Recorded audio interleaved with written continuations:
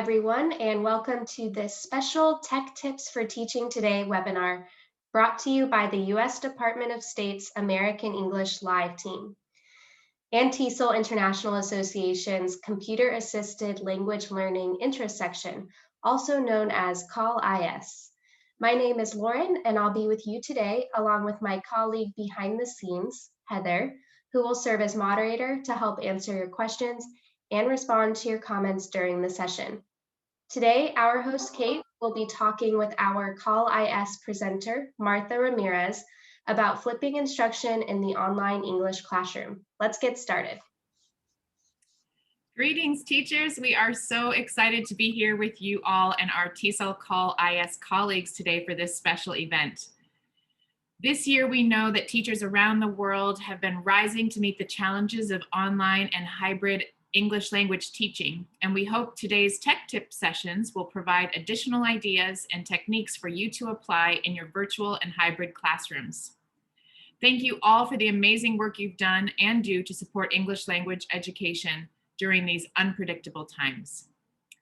We love to see teachers learning. Please share your thoughts about and photos related to these sessions by emailing them to americanenglishwebinars@fhi360.org or by sharing them on social media.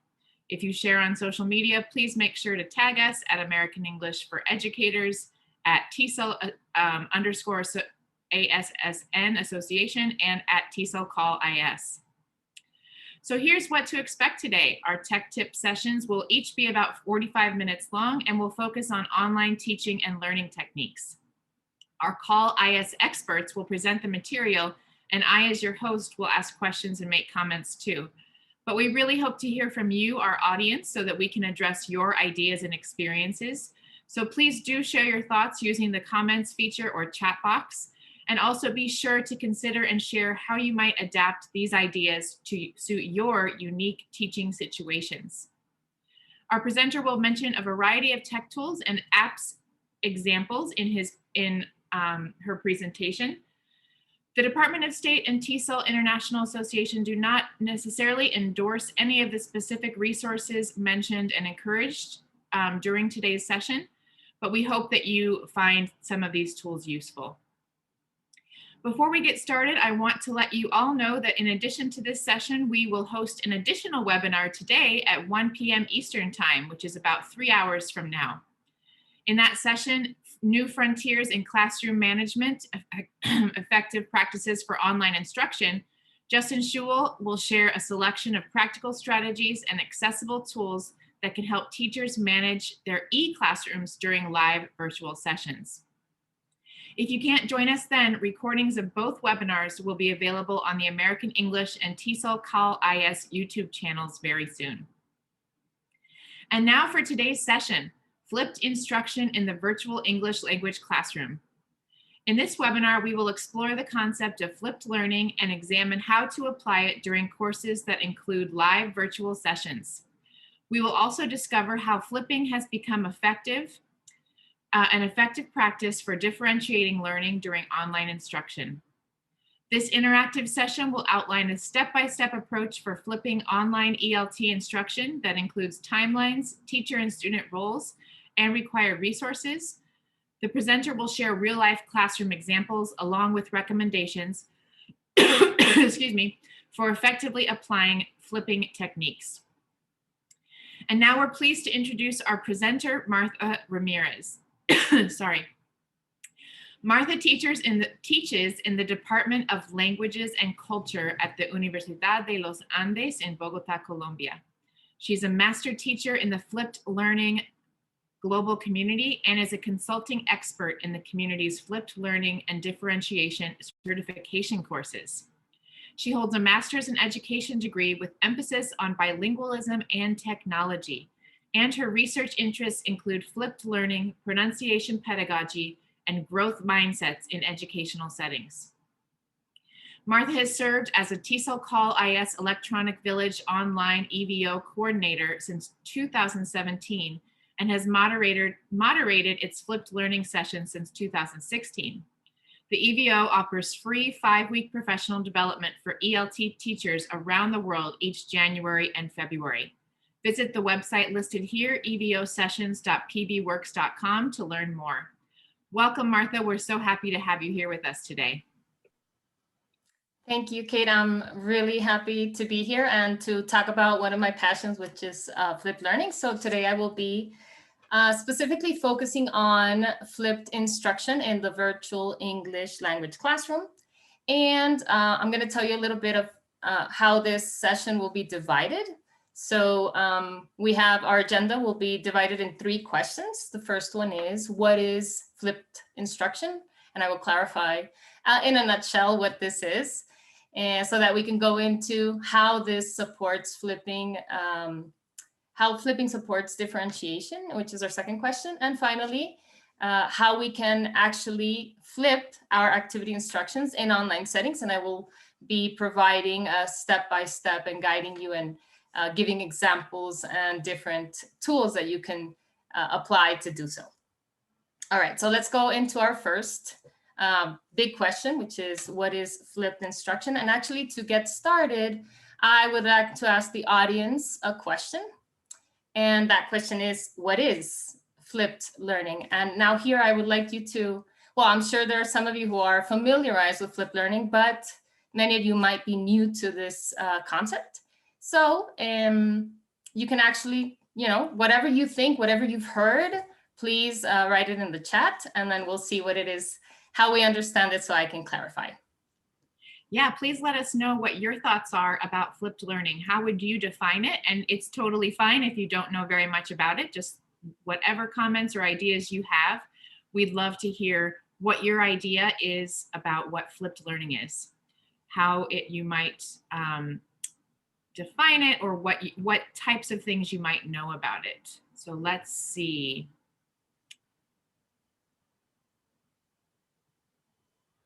So Xinying says learning through videos.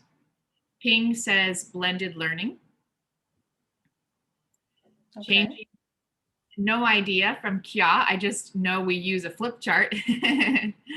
A couple of others who are saying no idea, which is great. That's why you're here. We're so happy to have you.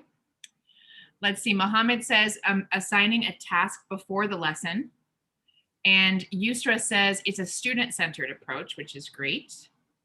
And one more from Elena. Students receive the topic beforehand, and then it's discussed in the classroom. So lots of different ideas. Thank you so much for sharing, everybody. Okay, so yes, everything that has been mentioned so far has to do with flipped learning. Those of you who are not sure, great.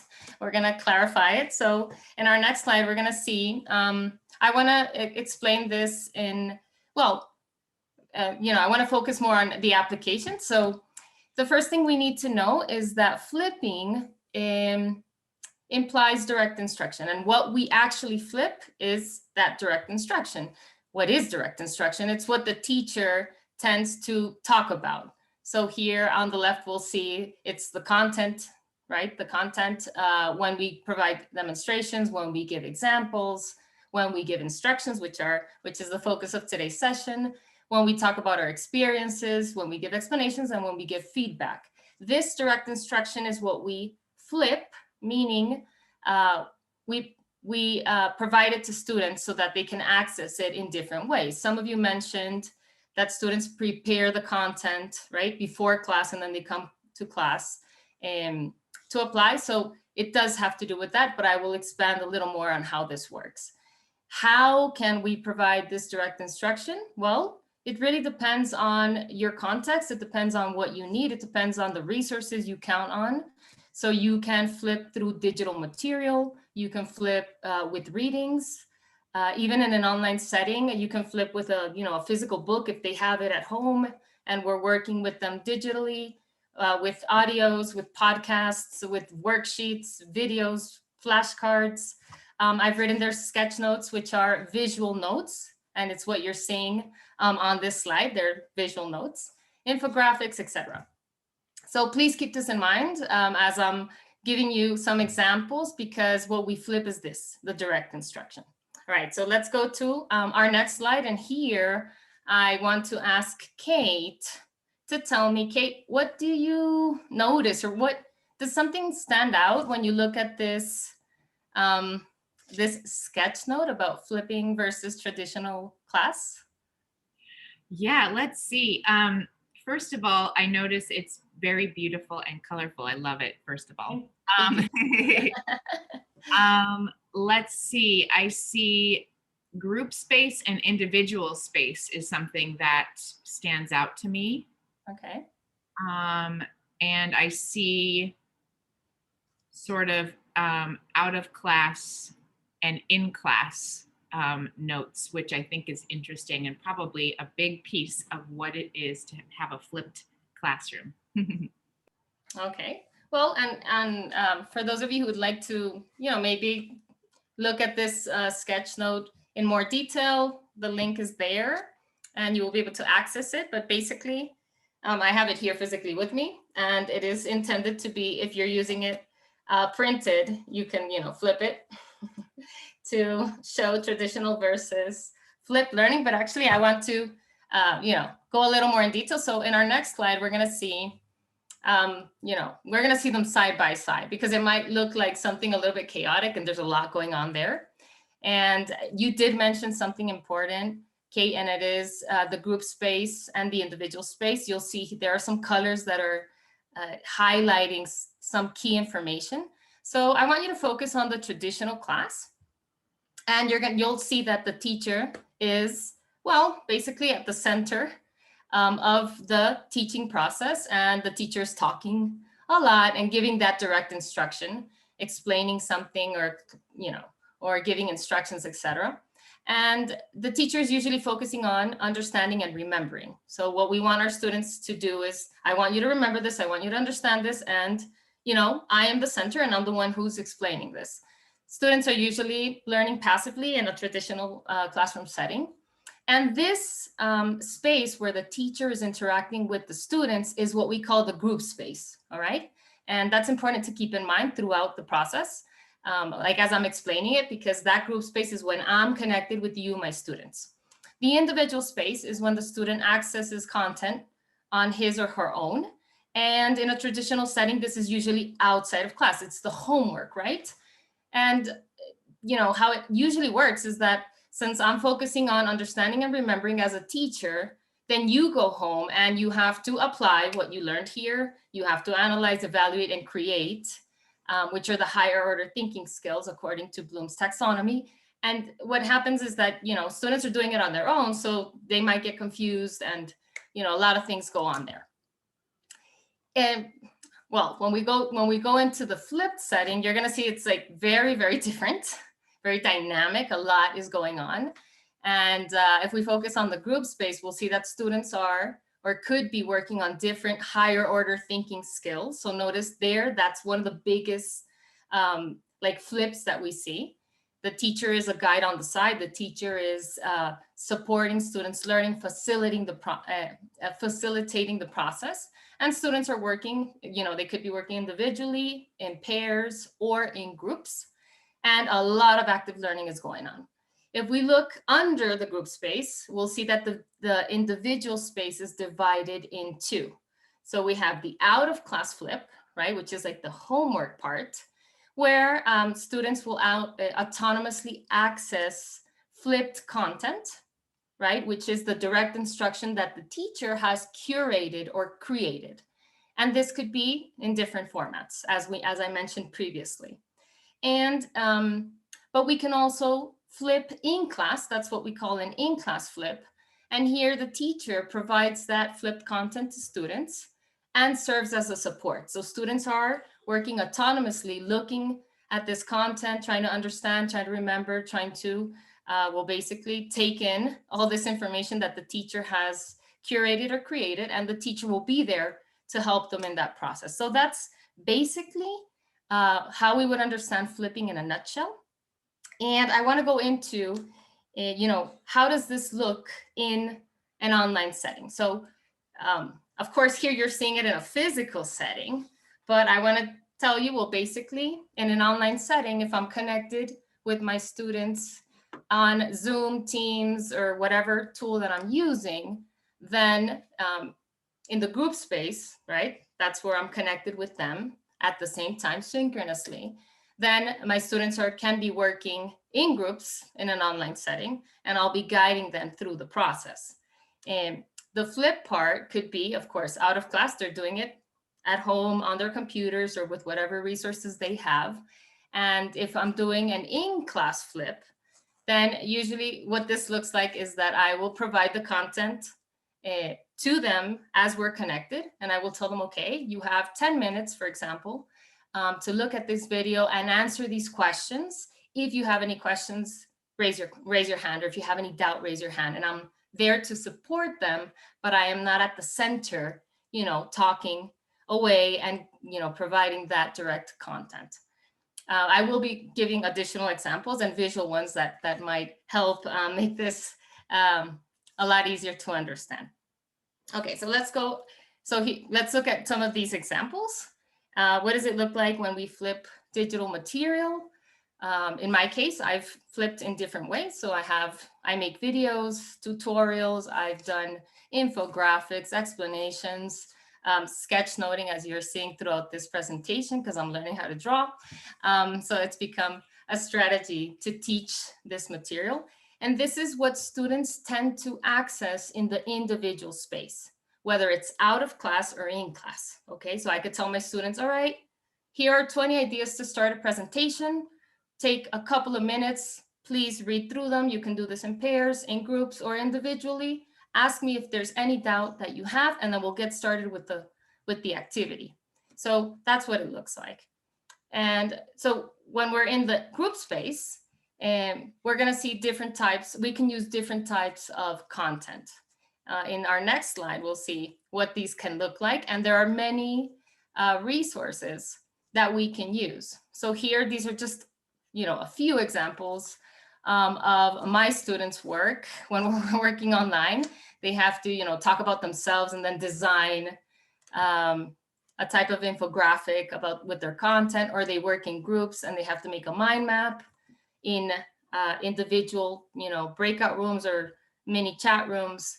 They can make comics. I give them a lot of content where they have to do a tic-tac-toe and choose content. So there are many ways, and there are a lot of resources that you can use to do this online to make that group space interactive, dynamic, and creative. All right. So I want to ask the audience after this brief explanation, what are some benefits of flipping instruction? What do you notice just with this initial explanation? Yeah, we want to hear from you, everybody. What are some benefits of flipping instruction? So Dell mentions, this is not necessarily a benefit, but just a clarification or understanding that flipped classroom reverses the teaching homework paradigm, which is a great point. Let's see. Students can learn independently with flexible spaces from Zinn. Flipped classroom is leading to the students getting higher order thinking skills. Wonderful. Let's see. Komal says it accommodates learners with different abilities. Great. Shining says it encourages learner autonomy. Rosemary says students can learn at their own pace. Micah says it allows for more speaking time for students. And Sidra says students take more interest, it arouses their curiosity, and it helps in retaining attention of the students. Wonderful, amazing comments and ideas, everybody. Thank you so much for sharing. Wonderful. All of those are definitely benefits. There are a lot more that research supports. But one of them really stood out to me, and it is that it accommodates learners with different abilities. And I think that's just what's going to connect to what the focus of this session today. And so, well, let's look at what are some of these benefits. Some have been mentioned, some have not. And so we see, of course, when you're flipping, there's a lot of collaboration going on. Students are accountable, right? They're responsible for their learning. You did mention higher order thinking, and accommodating learners for different abilities is what, is differentiation. And we'll talk about that a little more in detail. Learner-centered had been mentioned, a lot of interactivity. It should be more meaningful for students. There is a teacher-student connection. As you're the guide on the side, you're interacting more with each student, which is important. And of course, we're helping students, right? We're seeing what's going on. We're providing help. We're giving them more feedback. We're giving them more support. So let's move on to our second question, which is, how does flipping support differentiation? And I'd like to start with defining briefly what differentiation is. And well, we could say it's tailoring instruction. So let's think of a tailor, right? I have this shirt that's maybe too big for me. And, you know, I need this shirt to be tailored. So I need someone to come and cut it up and make it fit just right for me. And this connects to education because there is no one size fits all. Okay, there are no formulas. Every context is different. Every situation is different. Every teacher is different. And our students come to class with variances. So we tailor instruction to respond to student variances, meaning we want to respond to those factors that affect how students learn. And here I want to take this opportunity to recommend, if you haven't gotten into differentiation, Carol Tomlinson, who's like the mother of differentiation, and Rhonda Bondi, who has done a lot of work also with differentiation, and whom I've focused on for this session of what she mentions about instructions. Okay, so let's move on to a question to you. Okay, so we keep making these connections. What are some types of student variance? I want you to think of your classes and your lessons and your students, and think of, what are those factors that sometimes make some students understand and others don't? Like, what's going on there? What do we notice that makes our students different, and that sometimes affects how they're learning, and of course affects how our lessons are being carried out? Yeah, what do you think, everyone? What are some types of student variance? What are some ways that students are different from one another? So let's see, age range, proficiency level. Sue says intelligences. Patricia says learning styles. Yin says knowledge level. Different learning abilities from Cedra. Olga says some students are fast finishers and others are low performers. They might have a diverse background from Gowrie. These are such wonderful comments, everybody. Santi says, I think students learn in different ways. Very good. And Rosemary says, interest, attention, learning styles, cultural background. So awesome responses, everybody. Thank you for sharing. Okay, wonderful, wonderful example. So here I want to make some connections with differentiation. So we're going to see in our next slide when we talk about flipping, right? Flipping that direct instruction. Well, there are many ways that we can cater to students' needs. So here are just some. There's actually, you've mentioned many others that are not here, but you did mention learning pace, right? Those fast finishers, for example. So we have students who just do things faster than others. Language level, of course. The preference was also mentioned. And student interest was also mentioned. But when we talk about differentiation, we're also talking about clarity, right? You've mentioned the level of knowledge, and this leads to clarity or confusion. Differentiation has to also do with choice, with that preference and students wanting to maybe make a choice for how they want to learn. Of course, access. We're in different teaching contexts, and sometimes students just don't have access. If we don't have students with internet, then that's a huge variance. If we're going to be connecting online, that's going to affect how they learn, and also rigor. And so what I want to do is I'm going to explain how you can flip instructions, and I will also clarify what that direct connection is with differentiation, like how that really allows us to differentiate. So why flipping instructions? Yes, I think that's like, why have I chosen to flip instructions? And in our next slide, we'll see I've highlighted this. Like, why instructions? Basically, because it is, in my opinion, the easiest way that you can start flipping. For those of you who said, I don't know, what flipping is, after this session, you can go straight into flipping your instructions. And also because we tend to repeat instructions a lot. I'm sure if I asked you, have you ever had to flip your have you ever had to repeat instructions to your students? I'm sure all of you would raise your hand and say, oh my gosh, definitely yes. And so we want to avoid that repetition. We want to make it easier for students to have access to that information. And it has been best practice for me because I've had classes where my students connect and disconnect. They have internet issues. And I'll be like in the middle of, working on a task, and then they'll, get out of the room and then come back into the Zoom room. And so if I have that instruction flipped, I don't have to repeat it. I'll say like, okay, hi, yes, you're a little late. Sorry, you had internet connection. Here you go. This is what everyone's doing. Start working with your group. So it's definitely, something you can do immediately. And how does this look in a virtual, how does this,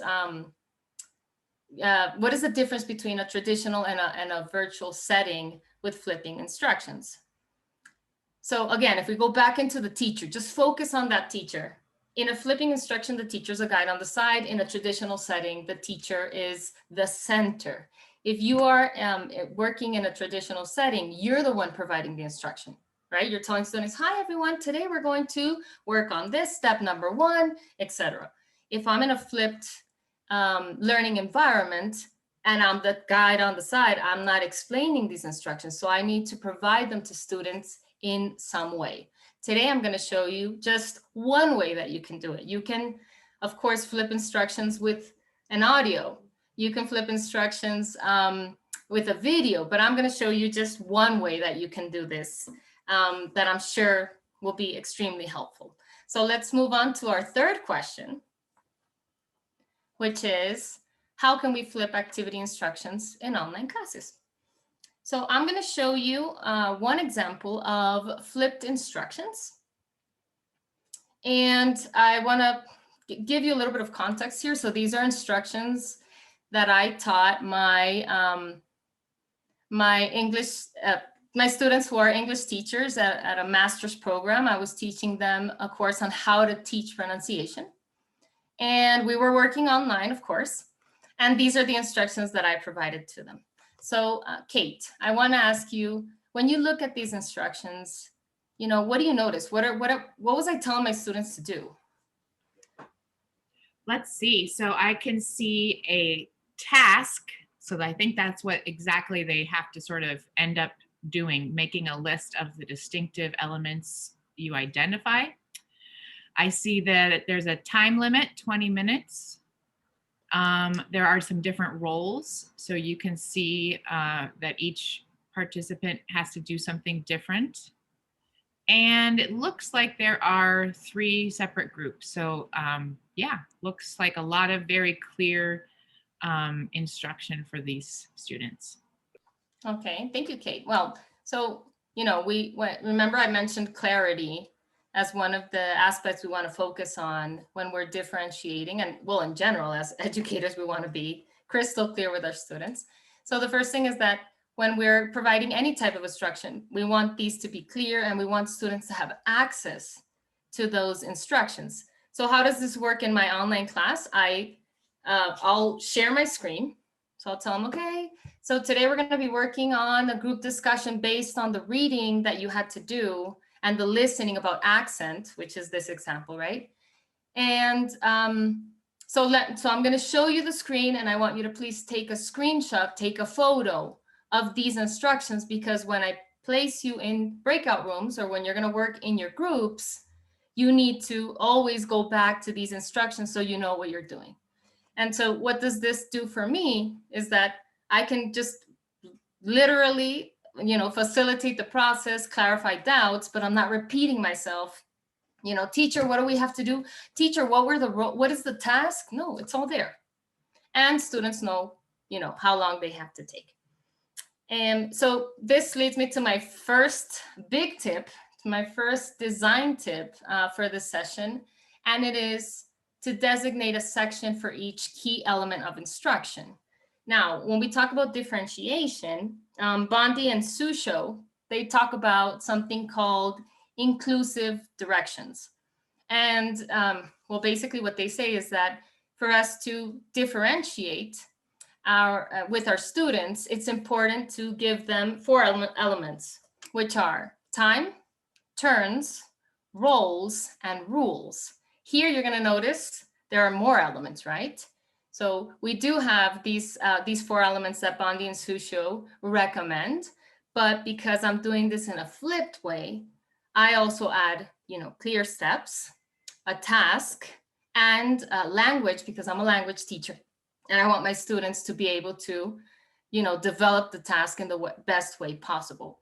So I'm going to break this down in more details, but I actually want the audience to look at, you know, another example that I'm going to provide. So there's a question for you, dear audience, and it is, okay, based on these sections, what sections do you see in the following instructions? Let me remind you what those sections are. So we've got time, we've got tasks, we've got steps, rules, and language. Okay, so let's look at this. And I didn't mention roles, but yes. So let's look at our next slide and take a moment. And what do you see? Yeah, so what are some of the aspects or sections that you see in these instructions? What do you think, everybody? Let's see, Andrea says the left part about group discussion is the biggest section. Very good. So that really stands out. Let's see the roles, activities from Mohammed. Abdullah says tasks, task, rules, time, and language. Okay. Johan says, I see all the ones that you mentioned. Huda says roles, steps, and language. And Felice says time is divided into tasks using language. And one more from Miriam, tasks, rules, roles, and time. Great.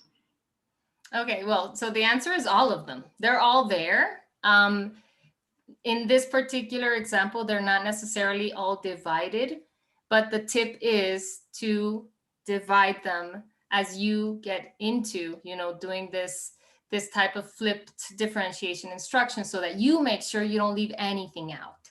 So what I want to do is I'm going to break these down into the different sections, and I'm going to explain to you how these you know, allow us to differentiate. Okay, so let's look at the first, our first example, which is time. And I always leave a specific section for time just so that it's, you know, very evident for students. And when we provide time for students, this caters for learner pace.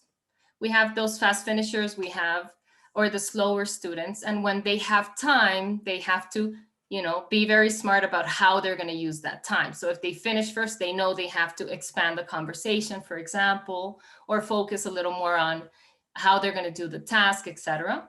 And this really allows us to, you know, make sure that we're going to complete all of these steps with that time. What usually happens is, you know, there's a task and okay, go, you know, do that task. And then how much time do we have left? And then in a virtual setting, we'll just, if we use breakout rooms, we'll bring them back.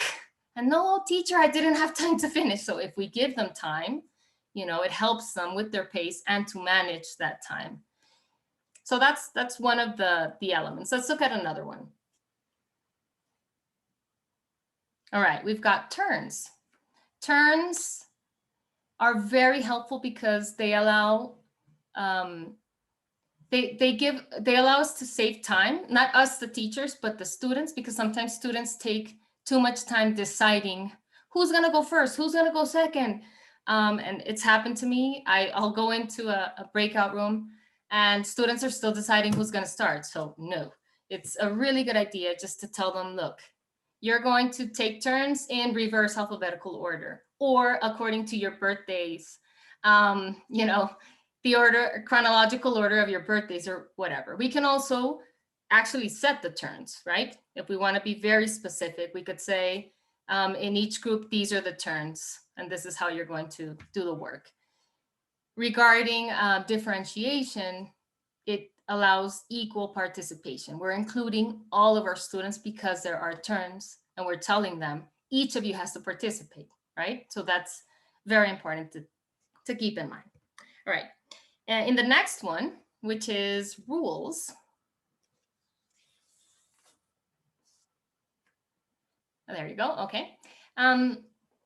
You can decide to put specific rules or not. This really depends on what it is, you know, the instructions are for. But as a language teacher, I find that giving a rule about the use of the language is very helpful because students stick to the rule. If we just randomly tell them, look, you're going to talk about this topic, and then you're going to do this task, but I'm not telling them, reminding them, you need to use this academic language, or you need to use these verbs, you need to use these adjectives, students forget. And because this is flipped, remember, students are always, as they're working, they have the screenshot, or they have the photo, or they have the link. So they're always going back to this instruction and remembering what they have to do. So that's in terms of rules. Now let's look at roles. In these examples, you'll see I've put some roles. There are so many roles that we can give students, but definitely one that I love is timer. Right? So you have 30 minutes, we have a timer. The timer saying, okay, we got 20 minutes, 10 minutes, etc. The note taker, the screen sharer, this is important. You know, like who's going to share that screen for the task, who's going to report. So if this is in groups of 4, again, I'm engaging all my students in the process. I'm making sure that they know they have a role and that what they're doing is important in this exercise. Right? So that's in terms of roles. In terms of steps,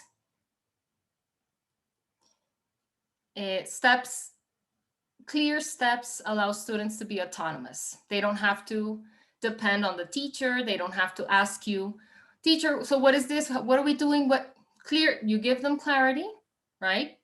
And you let them do their thing. You let them work as a group or in pairs or autonomously. But you've given them everything that usually in a traditional setting, the teacher is the one who's explaining it, right? So we don't have that memory problem. I forgot what we're doing. No, it's right there. So this helps them do the work autonomously. The next one is the task. And I believe that in any activity that we assign to students to work in groups or in pairs, etc., we need to have accountability. We need to have something that shows us that they're doing the work. It's not just discussing for the sake of discussing or writing for the sake of writing, or, you know, there's something that they have to show me, which sometimes in a physical setting is a lot easier because you're seeing that they're working. When we're working online, you know, I can't see all of them at the same time. Some of them don't turn on their cameras. So the task gives me that accountability, right? I'm making sure they are learning and I can provide feedback on how they did this task based on these specific instructions. And finally, we've got language. And language, giving students a language, like a language box, is intended to help scaffold the process. And when I say scaffold, I mean give students a step-by-step, right? So if I have language learners that are at a very basic level, and you know, I want them to be able to thrive with the language, I need to help them. And this is the help. This is that step. This is one of the big steps that I'm giving them to, you know, to take them to that language outcome that I'm hoping for. So it's very helpful. And in this example with my university English students, when they finished this task, they were all saying from an economic perspective, from a cultural perspective, and I was just feeling, wow, they're really doing what I need them to do, and I'm focusing their attention on the language because that's what I'm teaching them. So these are the key steps and the key elements, and you'll see all of these in this example, but you don't necessarily need, for example, the rule will depend on what it is that you're doing. The rest, I definitely recommend for you to always have a task, always have the language box, unless you're dealing with students in your specific level. All right. Okay, so in our next slide, I'm going to give you just a couple of more tips. And these are design tips. So I recommend using emojis or icons. You can find a lot of really fun fonts, to add to your instructions to make them look cool or, awesome for your students. It's always a good idea to add colors. Students love to see, variety in the colors. You can use an avatar. In this case, you see my avatar, which is a representation of me through an image. That's me right there. And I've recommended some tools, which are, emoji keyboards. There's a lot. You can search for them in a search engine. For text, you can use cooltext.com or flamingtext.com. And for the avatar that you see here, I've used Bitmoji, which is an app. But there are also websites where you can create your own avatars and basically give a personal touch to your instructions. These are great, and we have a few questions that I just want to quickly interrupt and ask about. Let's see. Sveltana says, what do you do if students just don't understand the instructions and just keep it a secret because they're too shy to let you know that they don't understand? That's a great question. When you've flipped, because remember, you're the guide. So you're monitoring, you will see that they're not understanding the instruction. Yes, because I'm not leaving them, on their own. I'm going in and, okay, what do you do? How are we doing? Hey, is everything clear? And I'll just step into the chat room. Hi, how are we doing? Teacher, we have a confusion. Okay, all right, okay, what's going on? And they'll tell me, and that's when I'll know if, my instruction, for example, was not clear enough, which is, well, it's part of the trial and error of this process. No, but you wouldn't know if you're just giving the instruction and you're talking and then you're not looking at what they're doing. So that's a wonderful question. And of course it has happened. And that's where I make a mental note of, this step was not clear. So I'm going to clarify it, but you should know. Similar question from Sheerwill. Should rubrics be included in the instruction elements? Would that be helpful for that monitoring piece, or?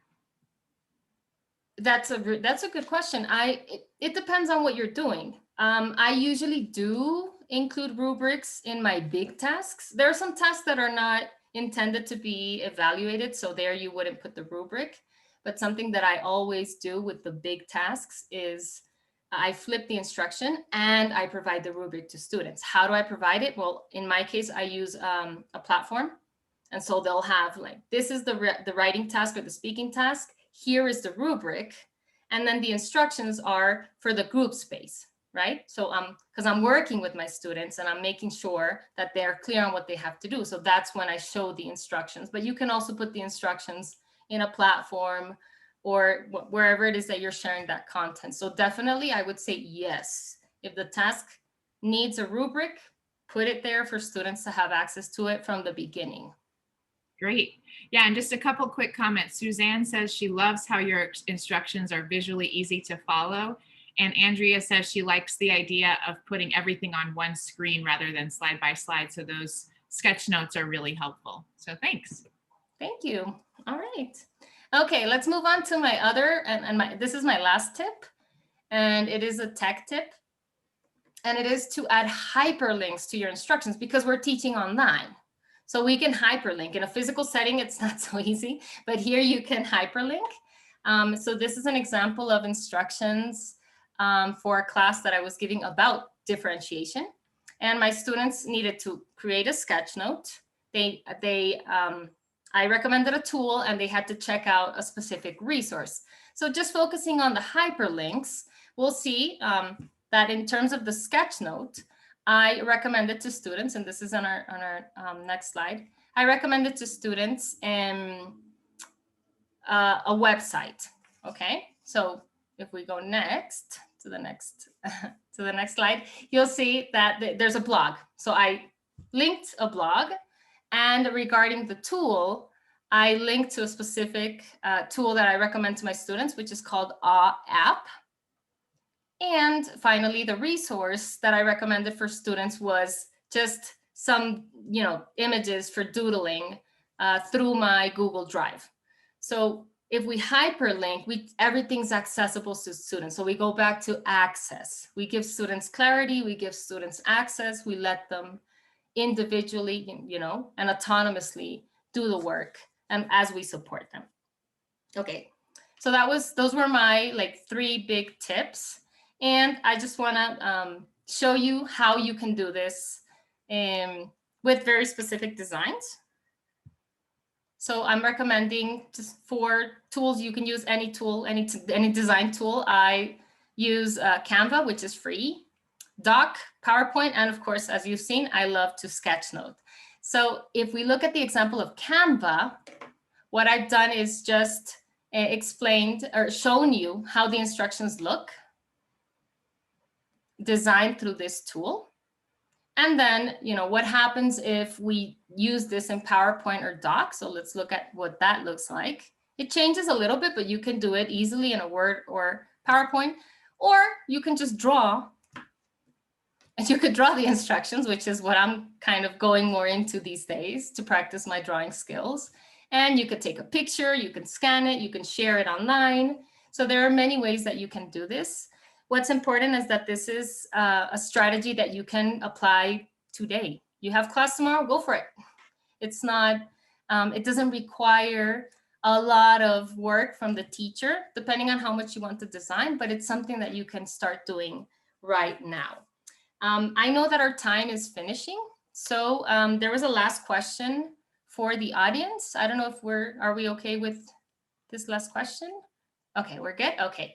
So, keeping in mind everything that I've mentioned, and I know it's all been in a nutshell, what are the benefits of flipping instructions? Just the instructions. Yeah, what do you think, everybody? What are the benefits of flipping just those instructions? And Martha shared so many great examples of that.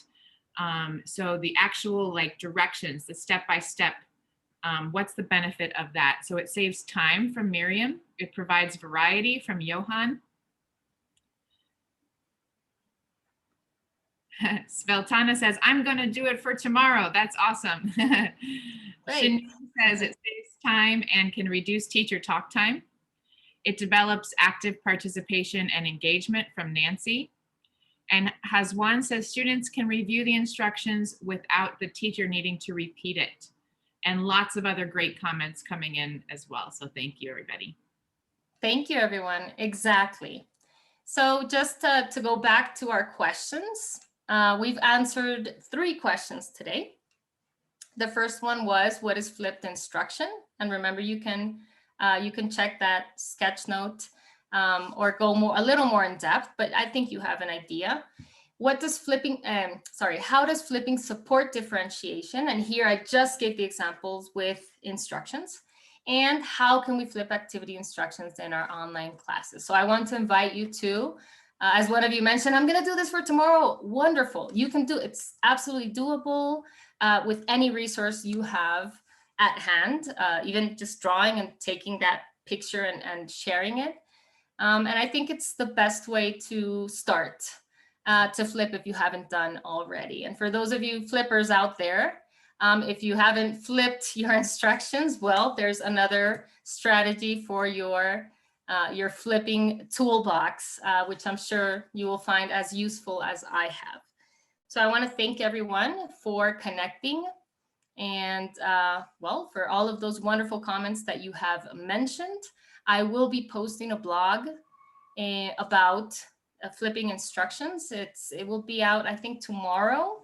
So if you want to, check out my blog. You'll see this a little more detail, just so that you can continue applying it or start applying it in your classes. Thank you, everybody. Thank you, Martha, so much for sharing your expertise about this very timely topic. We've all gained understanding of flipping instruction, and we appreciate the ideas you've shared about using this approach to differentiate instruction in online settings as well. So thank you, Martha. And we'd also like to thank you, our audience, for your lively engagement and participation today. We hope you'll continue to share your ideas through social media and other professional networking channels after the session ends. You can find additional resources for teaching and learning English on the American English website and YouTube channel using the links shown here. You can also discover the benefits of TESOL International Association membership, as well as information about the March 2021 virtual convention using the link being shared in the comments and chat. Also, there's a wealth of professional development video resources from TESOL's Call IS, which are about tech-supported learning, and those are available on their YouTube channel as well.